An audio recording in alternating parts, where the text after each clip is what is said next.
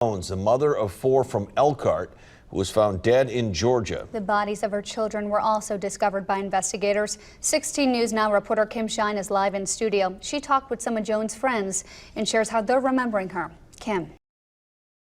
In the early days of August 2019, Marion County, Florida, witness to an enigmatic and deeply troubling occurrence. Casey Jones, along with her children, vanished into the shadows, leaving behind a haunting void that puzzled all who knew her. The air crackled with an unsettling tension as whispers of their disappearance spread like a ghostly mist through the community. In the aftermath of their sudden vanishing act, a series of cryptic text messages began to surface, allegedly from Casey herself. At first, these digital missives offered a glimmer of hope, suggesting that she was still present in some form. However, as the messages unfolded, they carried an eerie tone, leaving her family with a sense of unease that pierced their souls. Who was to blame for them going missing? Hi, and welcome back to our channel. If you are new here, please consider subscribing, as it helps us motivate to create more intriguing content for you. Let's have a look at the most disturbing case you've ever heard, the case of the Jones family. Once upon a time, in the hidden gem of Marion County, nestled amidst the picturesque landscapes of Florida, there existed a city like no other. It was a place that seamlessly blended the wonders of nature, the echoes of history, and the conveniences of modern living. Visitors from all corners of the globe flocked to Marion County, eager to explore its treasures. The beautiful Ocala National Forest beckoned with its lush greenery and serene trails, offering a refuge for nature enthusiasts and adventure seekers alike. Strolling through historic downtown Ocala was like stepping back in time, with its charming architecture and quaint streets narrating tales of yesteryears. And for those craving excitement, the county's numerous theme parks promised endless joy and thrills. The gastronomic delights, vibrant shopping centers, and rich cultural experiences further fueled the county's allure. From quaint cafes serving mouth-watering delicacies to artisanal boutiques showcasing unique crafts, Marion County catered to every palate and passion. Its warm and welcoming community, coupled with its dynamic art scene, made it an ideal place for both short getaways and long-term residencies. And so, it was amidst this captivating backdrop that our story begins. In the year 2017, on a whimsical Halloween night, 2 souls found their destined paths intertwined. Michael Jones and Casey Jones vowed eternal love and tied the knot, their hearts dancing in jubilation. Before this momentous union, fate had already gifted them a precious bundle of joy named Mercalli. But the tale of Michael and Casey's love was far from conventional. Both had traversed different tracks before finding solace in each other's embrace. Michael's path had once been entwined with a woman named Sarah Jones, with whom he had 3 beautiful children. Casey, on the other hand, was once married to Richard Bowers and had 2 wonderful sons, Cameron and Preston, who filled her life with joy. Despite their past experiences with other partners, Michael and Casey's love story emerged, defying odds and societal norms. Their hearts had found home in each other's presence, and together, they embarked on a journey of building a new family. The year 2018 welcomed another addition to their loving household, baby Ayanna, as they embraced parenthood with joy, Cameron and Preston. 2 young boys filled with curiosity and mischief also found their home with their dad, Michael, and their stepmother, Casey. Nestled in their comfortable abode on Southeast 86th Terrace, life seemed perfect for the Jones family. But as days turned into nights, strange occurrences began to unfold. Mysterious whispers filled the hallways, unexplained shadows danced on the walls, and objects seemed to move on their own accord. At first, Michael and Casey dismissed these peculiar incidents as mere coincidences or the playful imaginations of their children. However, as the days passed, the disturbances grew more pronounced and unsettling. Concerned in seeking answers, they delved into the rich history of Marion County, wondering if their home held long-forgotten secrets or tales of spirits from the past. As they uncovered stories of old, they began to suspect that their residents might be harboring a ghostly presence. With each passing night, the family grew more intrigued by the inexplicable happenings. Together, they embarked on a journey to uncover the truth, seeking the counsel of historians and local storytellers to shed light on the enigmatic events surrounding their cherished home. As the Jones family's quest for answers deepened, they found themselves woven into the tapestry of Marion County's past, unearthing tales of love, loss, and spirits that refused to fade away. Little did they know that the hidden gem they had chosen as their home had much more in store for them than they could ever have imagined. Jones family's extraordinary adventure in Marion County had just begun, as they set out to uncover the mysteries that awaited them in this captivating city. In the midst of Marion County's hidden beauty, a tale of family and mystery began to unfold in 2019. Richard Bowers, having divorced his wife Casey, found himself receiving a text message from her, seeking his help in watching their two kids, Cameron and Preston. Agreeing to the arrangement, they arranged to meet at the Leesburg Mall on July 27, 2019. Casey informed Richard that her current husband, Michael, would be bringing the boys since she was recovering from back surgery. As the meeting took place, Richard joyfully spent time with his boys, oblivious to the turn of events that awaited him. Little did he know that this would be the last time he would see Cameron and Preston alive. On August 10, 2019, Michael took custody of the boys, and Richard remained unaware that their lives were about to change forever. Meanwhile, in another part of Marion County, Casey's mother, Nikki Jones, received a message from her daughter. Casey requested Nikki to care for her two daughters, Mercalli and Ayanna, for a few days while she dealt with an illness. Nikki, a loving grandmother, readily agreed and happily welcomed the girls to her home in DeLand, Florida. Days turned into weeks, and Casey's silence became concerning. Nikki's attempts to reach her daughter through calls and texts went unanswered, as did Richard's efforts. The absence of social media activity from Casey, who was usually active online, added to the growing sense of unease among friends and acquaintances. By September 14, 2019, Nikki's worry reached a boiling point, and she reached out to the Marion County Sheriff's Office to request a welfare check on her family. Deputy Chase King responded to the call, hoping to find them safe and sound at their house. However, upon arrival, the house appeared vacant, and no one answered the door. Determined to uncover the truth, Deputy Chase sought information from a neighbor named Johnny Murphy, who mentioned an odd incident involving a property manager named Patrick. Patrick had discovered a peculiar smell emanating from Michael and Casey's house and had sought Johnny's assistance during a visit to investigate the source. Chase continued his investigation, contacting the property's owner, Joseph Petrolino, who revealed that he had initiated eviction proceedings against Michael and Casey around August 23, 2019.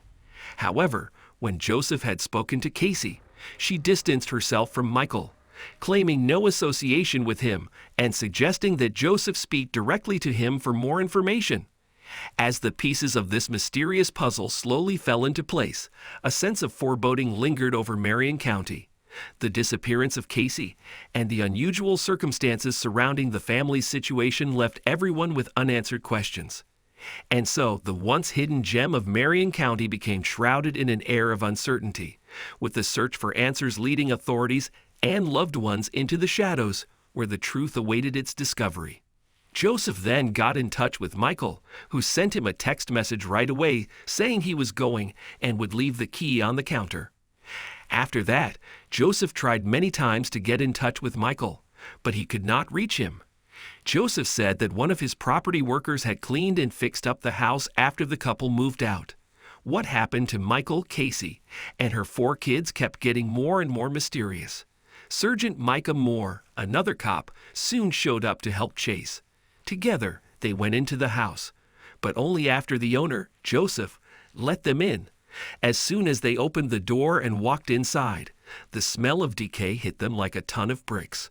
The cops knew right away what the smell was because they had smelled decaying human or animal bodies before. As the police officers walked through the house, they saw that it was empty except for the kitchen tools. They also smelled what rotting was mixed with the smell of cleaning products. Some parts of the house looked like they had recently gotten new floors and walls. However, Joseph asked them to leave the house for some reason, bringing their search to an end. They could not do anything else but agree. When this happened, the Major Crimes Unit was called right away, and more police officers ran to the scene. It was clear that something terrible was wrong, and they were determined to figure out what it was. They soon found out that Casey was the registered owner of a white 2017 Chrysler Pacifica van with a broken back window, but there was no sign of the car. As the circumstances of Casey and the kids' absence were very worrying, the police put them in the database of missing people and told their fellow officers to keep an eye out for a white van with a broken back window. Early on September 15, 2019, officers were still hard at work going through Sarah's statements and trying to figure out where Michael, Casey, and their kids were. The first thing they did was try to call Michael, but the call went straight to an error message saying that the caller was not accessible. The police did not give up and kept looking into what happened. At 10:16 a.m. that same day, they called Michael's ex-wife, Sarah Jones. They talked to her on the phone to see if she knew anything that could help them find the lost family. During the interview, Sarah said that she had last seen Michael and Casey at a McDonald's on Reed Street in Palatka, Florida, between 5:30 and 6:00 p.m. on Friday, September 13, 2019. She went to see the child with Michael, but Casey stayed in their white Chrysler Pacifica. Sarah also said that Michael and Casey looked like they were doing well. Sarah, on the other hand, said that she did not see any of the couple's kids that day. Sarah said she did not know where the family could be when police asked if there was another way to find them. This was the end of the phone chat with Sarah. The cops knew right away that they had to check Sarah's story. Then, they told Detective Simpson to go to the McDonald's in Palatka to get the video footage of Sarah and Michael's conversation.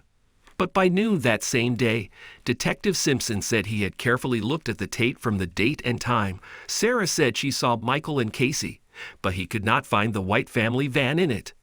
The detectives tried to get in touch with Sarah again, but they couldn't. Not until 2:17 p.m. on September 15, they get a message from Sarah that changed what she had said before. Sarah said in the message that she had not seen Casey on September 13, 2019, but she insisted that she had talked to Michael at McDonald's as she had said before. Sarah's different stories left the detectives puzzled. Soon they were able to call her back, and when they did, she repeated what she had said in her message. Then Sarah was told that a detective was at the McDonald's and would call her to find out more about what happened there. Moments later, when Detective Simpson met with Sarah, she completely went back on what she had said before and denied that she had been at McDonald's with Michael on September 13, 2019. Detectives were now even more suspicious than before. They did not believe anything Sarah said, so they had to find another way to find out what was going on. They also had to wonder what she was trying to hide. On September 15, 2019, police contacted Connie LeClaire, Michael's mother, over the phone at 2:17 p.m. This occurred after the new information had been released. On Friday, September 13, 2019, Sarah, Michael's ex-wife, informed Mrs. LeClaire that she had last seen Michael and Casey. Mrs. LeClaire said that she had a text conversation with her son on that same Friday, and he told her that he and Casey were both healthy. This was a shocking piece of information. He even said that they were going to visit Casey's family in Kentucky. The conversation was over after that, and detectives had more questions than answers. At 3:07 p.m., police got a surprising voicemail from a number they did not know. Michael himself did it. He told them that he would hear the police were looking for him and his family. Michael said he was not in town, but that he would be later that day or the next morning. But when the police tried to call him back, their calls went unanswered, and no matter how many times they tried, they could not reach him. Richard, Casey's ex-husband, also called at this time. He was on holiday in the UK, but he saw a post on Facebook asking for information about Casey. Richard then told them about a disturbing talk he had with his two sons, Cameron and Preston Bowers, who had been with them from late July to early August of 2019. Cameron told his father that Casey's present husband, Michael, was physically hurting her. Cameron says that Michael and Casey would fight violently almost every night, and that these fights would last for hours. He also said something shocking. When Michael was angry, he would hit the children in the house with clothes hangers or anything else he could find. The police expressed their sincere appreciation to Richard for providing them with such crucial information. Detective Simpson showed up at Sarah's house on Sunbeam Road in Jacksonville, Florida, at about 5:30 p.m. He had been asked to look into her claims that did not match up about where Michael Jones and his family were. After no one answered when he knocked on the door, he waited in the parking lot until he saw Sarah's car pull up. When Sarah got close to her, she told her about her life with Michael, who she had been with since 2007. She talked about how she had married him in 2011, but they later broke up because Michael was having an affair with Casey, who is now his wife. Sarah stated that she and Michael had not talked much since April 2018, but in the last 2 weeks of July 2019, Michael called her to say that he and Casey were breaking up. Sarah told him that she had broken up with her current partner, Jason, and that Casey was with her mother. So Michael went back and forth to see the kids over the next few weeks and took them to Marion County. Sarah said that Michael picked up their kids on July 26, 2019, and brought them back on August 11, 2019, just before school started. The next weekend, Michael came back to get the kids so Sarah could work as an Uber driver. Sarah said that Michael came to her house on the evening of August 30, 2019, and has been there ever since, except the daytime hours of September 10, 2019, when he left to take care of some personal business. Sarah then said that she had asked Michael about Casey when she got a call from the police asking for information. He told her to tell the officers that on September 13, she had seen him and Casey at McDonald's. After she got off the phone with the police, she went back to Michael and told him to handle whatever was going on. She told Michael to call the police, which he did using the cell phone that belonged to their son. Michael then left Sarah's house, saying he was going to the Marion County Sheriff's Office to handle the problem. He left the house just an hour before Detective Simpson got there. Sarah also said that Michael had given their kids a black Acer laptop. He had erased everything on the computer before giving it to them.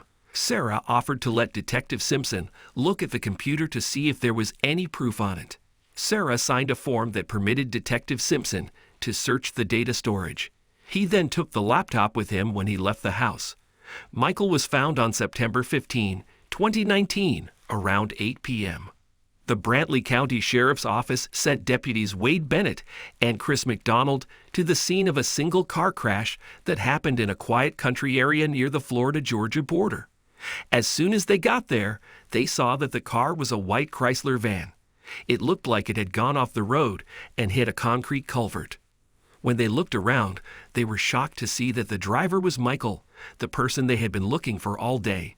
Michael did not look hurt, and when asked if he was, he said he wasn't.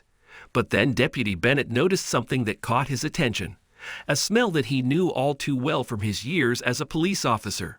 It was clear that a dead body was nearby. He put his hand on his service weapon out of reflex, getting ready for the worst. Then he asked Michael about the smell, hoping to get a good answer. But nothing could have made him ready for the next thing he heard. Michael said that the smell was coming from his wife, Casey, in a way that was so calm it was scary. Bennett was shocked and confused by what he had just heard. He then asked Michael to explain, and Michael said in a quiet voice that he had killed his wife, that her body was in the car, and that he needed to be put in handcuffs. The deputies did not waste any time calling for help, and soon there were a lot of police cars in the area. As more help came, Michael kept telling the horrible truth. Not only did he kill his wife, but he also killed their 4 kids, Cameron, Preston, Mercalli, and Diana. Even though the cops were shocked, they kept their cool. They followed Michael as he led them to a wooded area where he had hidden the bodies. This was about 6 miles away from where the car crashed. The bodies were found in plastic containers that had been covered with palm leaves that had been cut off. After this, Michael was picked up by the police. During the interrogation that came next, officers listened in shock as he told them what happened before Casey and the kids died. Michael said that he and Casey had been together for 5 years and married for 2. They met at a veterinary clinic where they both worked. Michael and Sarah were getting a divorce when he started going out with Casey. Michael and Casey did not have an easy relationship, but on July 10, 2019, things started to go wrong. On that day, she called him at work and said he was cheating on her. Michael said that he had ended the call and turned off his phone, but Casey would not leave him alone when he got home. She followed him around the house and used her cell phone to shine the flashlight in his face and tap him on the head. As their fight got worse, they started yelling at each other, and Michael told Casey to leave. Casey picked up a metal baseball bat. In a fit of rage, Michael took the bat from her and hit her head over and over again until she died. After that, he wrapped her in a blanket and put her in a bag, which he then put in the closet of the master bedroom. When this happened, all of the children were asleep. Michael said that there were blood spots on the door to the master bedroom. He knew he had to act quickly to get rid of the proof of what he had done before anyone found out. So he put the metal baseball bat and other things used to clean up the blood in trash bags and threw them away in a dumpster on Highway 441. As Michael told the detectives more and more about what happened, the facts became more and more disturbing. After killing his wife, he felt stuck and had to pretend she was still living. So he started texting and posting on social media with her phone to make it look like she was still around. When the police asked Michael if he could have left the fight with Casey before it got worse, he said he could have. But he decided to stay and let things get worse and worse. Michael also said that he had helped Cameron and Preston Bowers get to and from their father, Richard. The boys had been with their father for 2 weeks, and Michael confirmed that he later got them from his father in Leesburg. He also said that he would drop off Mercali Jones and Ayanna Jones at their grandmother's house and pick them up later. Michael Jones kept telling the horrifying details of how he had killed all 4 of his children as he went on with his chilling confession. He started by telling how he went first for Cameron. Michael went into the kid's room late at night, pulled Cameron off his bed, and choked him with his naked hands. Cameron fought and kicked, so Michael put his knee against Cameron's chest and tightened his grip until the boy stopped moving. Michael put Cameron's dead body in a bag and put it in the corner of the east bedroom when it was over. After the fight with Cameron the night before, his hands hurt, so he thought of a new plan. He went to the guest bathroom, turned on the faucet, and used a towel to stop the water from draining out of the tub. He sneaked into the room where the kids were sleeping, where Preston was sound asleep. He took a zip tie and put it around Preston's neck, pulling it tight until the boy was gasping for air. Then Michael pulled Preston into the bathroom and pushed his face into the bathtub until he stopped trying to get away. Michael put Preston's body in a trash bag and left it in the bathroom for a few days after he died. He also used cat litter to soak up the fluids that came from the bodies as they were breaking down. A few days after killing his 2 sons, Michael was at Bellevue City Hall with his 2 girls, thinking about what to do next. He sat there for hours, looking at the Bellevue Police Department and trying to decide if he should turn himself in or wait for someone to call him. He did not know what to do next, so he drove around randomly until he saw paths off the side of the road and pulled over to urinate. Then he made the horrible choice to take the lives of his 2 little girls. Michael filled the bathtub with water and went to get Mercali, who was still awake. He took her into the bathroom and held her under water until she stopped struggling, and then he did the same thing to Ayanna on the same day, taking her young life as well. Both girls were placed into the same tote. Michael continued by saying that at the end of August or beginning of September 2019, he'd loaded all of the dead bodies which he previously placed into totes into the family's van. He also used cleaners, mothballs, and fly spray in the van to try to mask the putrid smell of the decomposing bodies. As the interrogation continued, Michael revealed that he'd lied to his ex-wife Sarah about his relationship with Casey. He convinced her that they'd separated, but in reality, he'd taken her life along with those of their 4 children. But even more unsettling was his admission that he coached Sarah on what to say to the authorities when they called her on September 15, 2019. After leaving Sarah's house, he said that he pretended to be heading to Marion County to speak with law enforcement, but feeling overwhelmed and unsure of his next move, he traveled aimlessly. After that, he kept going north. He lost control of the van at some point, and it crashed. After all of this information came out, the police asked Michael if he had been drinking or taking drugs when he killed the people. He said he was clean and could think straight. Michael told everyone that he had killed the kids to make it look like Casey was still living. He also said that part of the reason he did it was because he was mad at her and that the kids were hers. Michael pleaded guilty to all charges in November 2022. He had been charged with 4 counts of first-degree murder for killing his children and 1 count of second-degree murder for killing his wife. During the punishment part of Michael's trial, the jury said that he should be put to death. On April 28, 2023, he was put to death. Michael's lawyer said they would fight the sentence, and the case of Michael Jones ended, leaving the community shocked and confused. What do you think of this case? Let us know in the comment section below. Also, don't forget to like this video and subscribe to our channel. Thanks for watching.